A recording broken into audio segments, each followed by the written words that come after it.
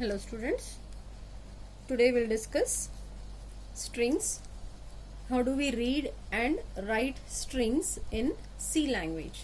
First of all, we need to discuss what is a string. A string is nothing but an array or a group or a collection of characters. So, an array is a collection of characters. Now, what do you mean by a character? Suppose I have H. H is a character. I have the number 1. 1 is a character. I have a space. Space is a character. I have a star mark. I have a question mark. All these single elements, we call them as character. Now, what is a string? Group of characters is a string. Group of characters is a string. Okay? Now, group of characters is a string, right? Now, how do we declare strings? Strings are declared in this way, that is within double quotes we will be giving the string. If I wanted to declare or initialize a character, I will give it in single quotes. I'll give it that one in single quotes, but because we are talking about strings, we will give it within double inverted comma, right? Next, or double quotes. Now, coming to the next one is how do we declare the string? See, the strings can be declared like this: the data type, name of the string followed by the size of the string. Data type, name of the string, size of the string, right? Now, why did I give character here instead of giving string? We don't have string as a direct data type in C language. I repeat, we don't have string as a direct data type in C language. So we will use what? Group of characters. That's why I have used the data type char here, followed by the name of the string, followed by the size of the string, because I am saying it as a group of characters. So how many number of elements are you going to use, that you have to be declaring before only. So an example can be character name of 20. What is this 20 here? 20 is the length of the string. That means the string whatever I am taking now, it can be a maximum size of 20. And what is the name of your string you are taking? It is name. Okay, right. The next concept is, how do you initialize the string? How do you initialize the string? See, strings can be initialized in two ways. One is using a single character constant, and you can use string constants as well. Suppose you are using single character constant, it goes something like this. Suppose my character, I have Ramu as my string. Suppose I have Ramu as my string. Now, if I wanted to initialize using a single character constant, then how does it go? Character name of how much I'm taking. For example, 5 means, what is 5? 5 is the maximum number of characters I can store in this given string. Okay, then what did I say? Character constant means I have to take each character individually. Excuse me. So I have to take each character individually. So individual character, what did I say? Individual characters will be represented using a single quotation mark. So I have taken this within single quotation mark, separated by a comma in between, and finally I have given this null. I gave this null. Null will tell the compiler that the string has ended up to here. No more characters are going to be accepted, or the string is ended up to here. To tell that one, null is provided. Okay, and how is it going and storing into the memory? It is going and storing just like a array of characters. So R A M U followed by a null character. This shows that your character or your string is terminated up to here, right? Now, if I'm using the second method, that is to initialize the string, you are using string constants instead of character constants. How do you use it? String constant, the name itself I'm telling, I'm using string constant. So in this case I'll be directly using double quotations here instead of using single quotes here, right? So in the memory, how is it going and storing? It is storing something like this. Now for example, I have given the size as 5, but I'm going to store something like this.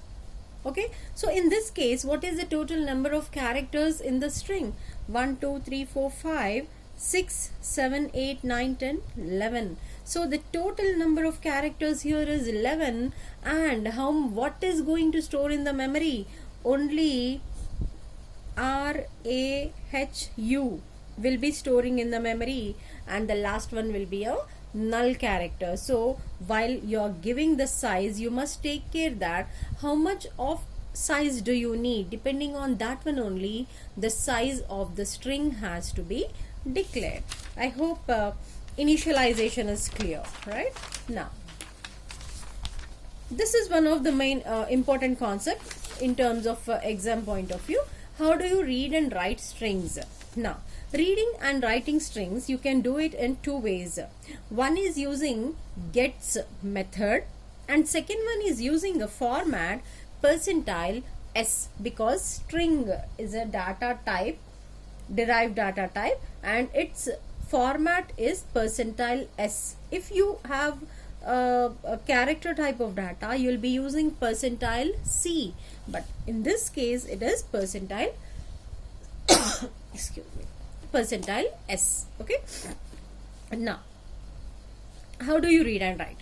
The method gets is used to read a string from the standard input device, or you may use %s as a format to read the string, right? Now suppose I'm using gets here.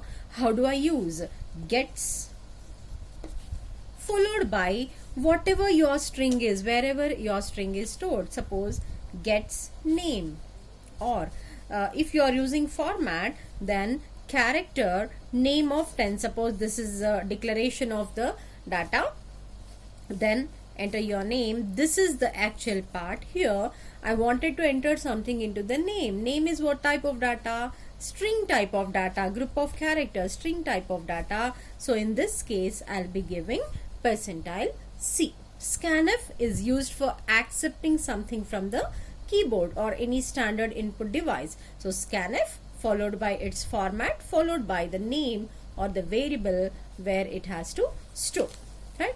Next thing is, so that is about reading a string. Next is, how do you write a string? Okay, now as we have seen in the earlier case, to read the string we have a method called gets.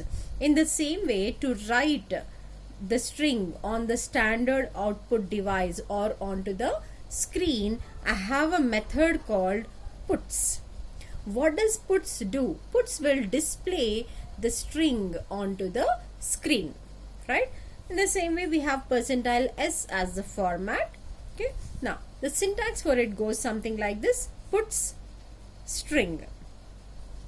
Okay, in the same way, I wanted to display something. I said I wanted to display what is that we use printf. Scanf is used for accepting something from the keyboard, whereas printf is used for displaying something onto the screen. So I wanted to display, what do I want to display? Suppose I wanted to display something like this: your name is so and so. Where is that so and so? In name. So your name is %s. Why did I take %s here? Because name is what type of data? String type of data, and strings format is %s. Okay, now we'll move on. We'll take an example and try to solve both of take both of them as examples. First of all, we'll take %s, that is format only, and we'll do. So when we are using these formats, we will use printf and scanf methods, right? Now, so here character type of data, group of character, the variable I have taken is name. So in this case, the name of the string is name. Okay. Now printf, enter your name. The output goes something like this. The output will be enter your name. Okay. What is the maximum size I have given? I gave 20. So suppose I am taking Ravi. So where is Ravi stored? Ravi is stored in name. What is the value of name now? It is Ravi, right? That is scanf. When this line gets executed, this will be taken into the name. Okay. Then your name is percentile S. What for did I give this one? For name. Name is what type of data? String type of data. What is stored in name? Ravi. So the output will be something like this. Okay. The same program, if we are writing using puts and gets, how will it be? We'll take a look at it. Now, same thing here. Up to here, everything goes same. Character, name of how much size? 20. Then I'm asking to enter your name. That means the compiler, it will display on the screen, enter your name. Then what is there? Gets name. So first of all, printf is there. So what is there in the printf statement? Enter your name. Fine. After that, I have gets name. What does gets method do? Gets will accept something from the keyboard. Okay. So this is responsible for accepting something from the keyboard. Where will Ravi go and store? It will store into name. Okay. Then what is there? Printf. What is the purpose of printf? To display something on the screen. What should be displayed? Whatever is there within the inverted comma will be displayed on the screen. So your name is, then what is there? Puts name. What is the purpose of puts? Puts will display something on the screen. Gets will accept something from the keyboard or standard input device, and puts will display something onto the screen. What is that something? Whatever is there within this one will be displayed. What is the value of a name? What is stored in name? Ravi. So Ravi. After that, we have one more printf line. What will it do? It will display something on the screen. What is that something? Whatever is written within the inverted comma will be displayed on the screen, isn't it? So here the output goes something like this. Welcome to C. This is how it will display. Okay. I hope reading and writing of strings is clear.